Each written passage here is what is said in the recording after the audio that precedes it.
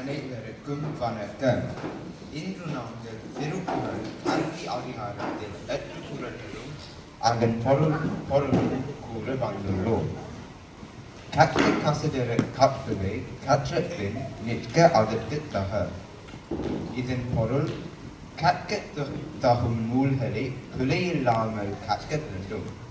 கற்ற பிறகு கற்ற கல்விக்கு ஏற்ப நல்ல வழிகளில் வாழ வேண்டும். எண்ணன்ப ஏனை எழுத்தன்ப இவ்விரண்டும் கண்ணன்ப வாழும் உயிர்க்கு. இதன் பொருள் எண்ணும் எழுத்தும் எனப்படும் அறிவு கண்களை பெற்றவர்களே உயிர் வாழ்வோர் என கருத்தப்படுவார்கள்.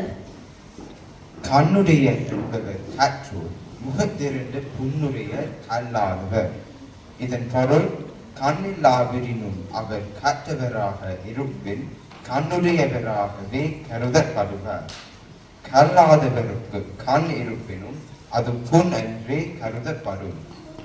உறுப்பு தலை கூடி உள்ள பிரித்தில் அதை அத்தனை புலவர் தொழில்.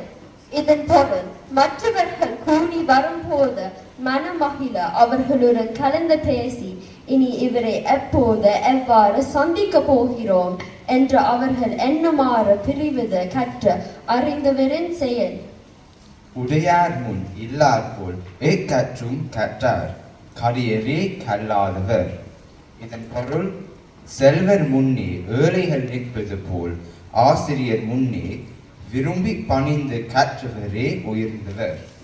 அப்படி நின்று கற்க வெட்கப்பட்டு கல்லாதவர் இழிந்தவரே.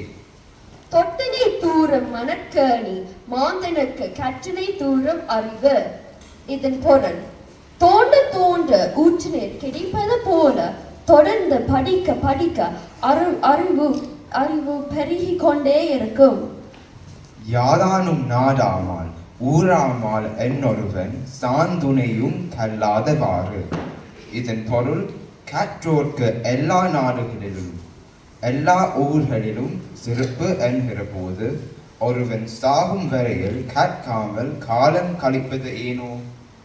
நன்றி, வணக்கம்.